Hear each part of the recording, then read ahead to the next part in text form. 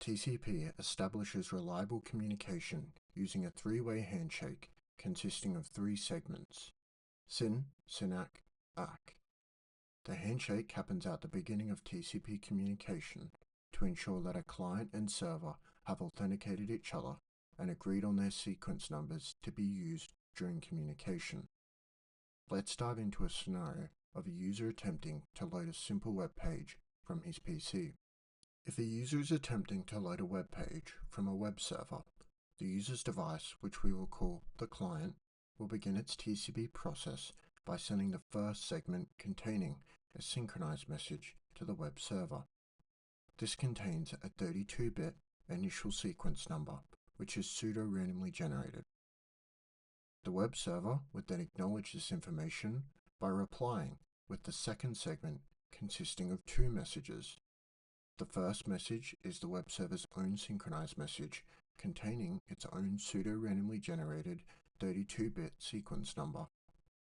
The second message is an acknowledgement that includes the client's initial sequence number incremented by 1. The client would then reply with the last segment of the handshake containing an acknowledgement packet consisting of the web server's pseudo-randomly generated sequence number incremented by 1.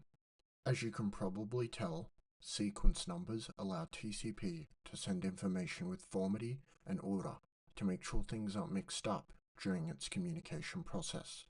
They help TCP to maintain integrity while making it easier to spot any packet loss as they mark each segment with a numerical value.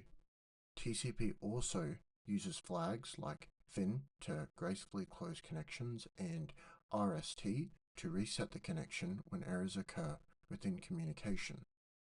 TCP has a very large pool of mechanisms to maintain flow control and reliability during communication. I will explain some examples so we can better understand how these mechanisms work.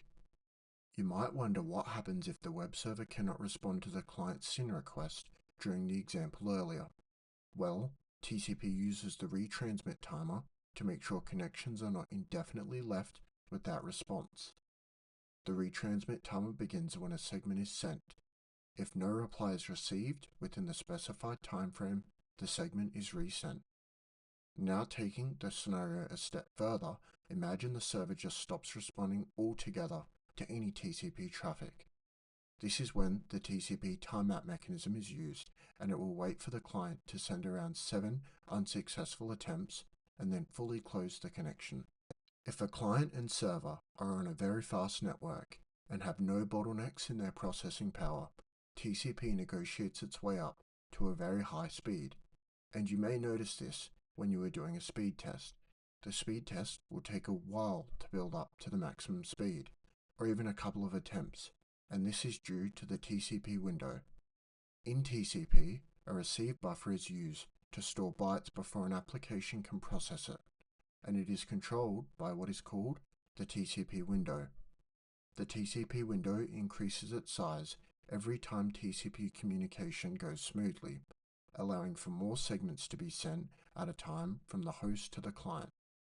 This means a group of segments can be sent with only one acknowledgement at the end of each communication, which dramatically lowers overhead and increases speed. The problem with this is if a segment is lost during the connection, the TCP window will immediately drop its size to one segment and then go through the TCP slow start process.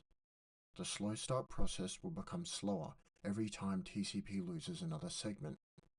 This is due to TCP lowering the slow start threshold in an attempt to try and manage congestion. In a badly configured network, this can cause a really big issue called TCP global synchronization. Imagine you have hundreds of TCP connections and they all hit a bandwidth ceiling at once, resulting in packet loss. This means all of the connections at once will drop all the way back down to one segment and then spike back up, hit the ceiling, and back down in a vicious cycle.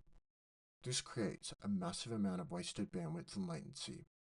There are many quality of service protocols to avoid this, like WRED or even TCP protocols like BBR. However, you will most commonly see a quality of service protocol like WRED deployed. I will dive into the amazing techniques WRED and other protocols used to avoid this issue in later videos detailing quality of service. If the computer's processor is too slow to keep up with all the network traffic it's receiving, it will be able to adjust its TCP receive window size. The computer will then send that back to the web server within the acknowledgement packet. This will cause the web server to lower its transmit rate to match the request. If, however, the client is really struggling, it can actually send a TCP0 window which will tell the web server to cease most of TCP communications until further notice. The web server will continue to send TCP0 window probes to check up on the client until it's ready to receive TCP traffic again, in which the slow start operation would begin. TCP